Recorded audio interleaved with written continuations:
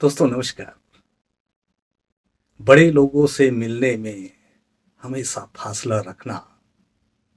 जहाँ दरिया समंदर में मिले, दरिया नहीं रहता। दरिया यानी नदी, समंदर यानी सी, समुद्र।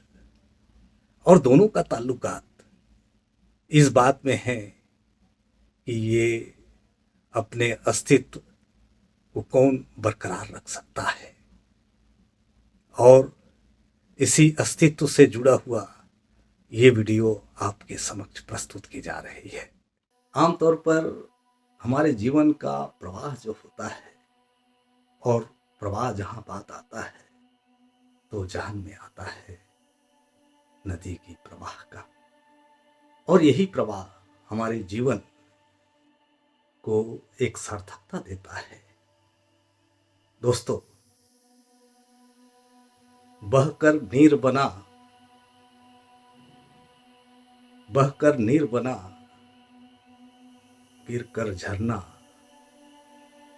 मंदिर के सीढ़ियों को छुआ, धन्य हुआ, सागर में विलीन हुआ। ये अल्फाज हम नदी के संदर्भ में कह सकते हैं, और ये हमें जीवन दर्शन दे जाता है। नदी का बहना एक तरफ जहां निरंतरता की पहचान है, और यही निरंतरता जीवन में बहुत जरूरी है। और गिरकर झरना बना मतलब जीवन में आप जैसे जैसे आगे बढ़ते हैं, गिरना एक स्वाभाविक प्रवृत्ति है। और झरने के शक्ल में गिरना हमको कैसा जीवन दर्शन दे जाता है। और यह दृश्य कितना ही मनोरम होता है, जो बयां कर जाता है कि गिर कर भी हम एक सुंदरता या मनोरम दृश्य को दे जाते हैं। और जैसे जैसे नदी का अस्तित्व झुकने के तौर पर मंदिर की सीढ़ियों में जाता है, तो उसका जीवन धन्य हो जाता है, और सागर में विलीन होकर वह अपने अस्तित्व को मिटा देता है। तो दोस्तों, जीवन में भी हम चाहे नदी का प्रवाह हो या हमारा जीवन हो, इन्हीं सब स्टेज से होकर गुजरते हैं, इन्हीं अवस्था को प्राप्त करते हैं। मेरे जहन में एक वाक्यांश का ध्यान आता है, एक जिसको कहानी के माध्यम से मैं बताना चाहता हूँ। कहानी के माध्यम से निश्चित तौर पर इसमें जो छुपे हुए रहस्य है उसको भी हमको खोजना होगा। एक बार शिष्यों ने अपने गुरु से प्रश्न किया कि नदियाँ क्यों पूजी जाती है, सागर क्यों नहीं पूजा जाता। और इसी परिप्रेक्ष्य में उन्होंने आकार का भी उल्लेख किया कि सागर का आकार बहुत विशाल होता है, लेकिन नदियाँ ही क्यों पूजी जाती हैं।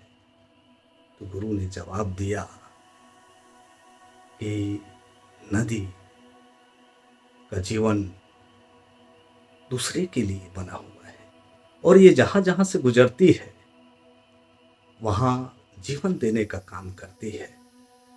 और जैसे मैंने एक छोटी सी चंद पंक्तियों के माध्यम से नदी का बहना, गिरना, मंदिर के सीढ़ियों को छूना और सागर में विलीन हो जाना का उल्लेख किया है, तो इस प्रवाह के दौरान नदी को बहुत प्रकार के स्टेजों से गुजरना पड़ता है। लेकिन जब जब और जहाँ जहाँ और जिस भी स्थिति से गुजरती है, हमारे लिए न सिर्फ जीवन देने का काम करती है, अपितु सेवा भाव तो है ही है, साथ ही साथ गिर कर भी अपने अस्तित्व को बरकरार रखती है, चाहे गिरने के माध्यम से हो या छूने के माध्यम से ही हो। अपने कर्तव्यों का निर्वहन ये बखूबी करती है। एक ओर जहाँ हमें शीतलता प्रदान करती है, दूसरी ओर निरंतर तौर पर कितनी भी विपरीत स्थिति आ जाए, लेकिन ये अपने प्रवाह को बरकरार रखती है। साथ ही साथ ये जीवन को खुशहाली देती है मनोरम दृश्य के माध्यम से।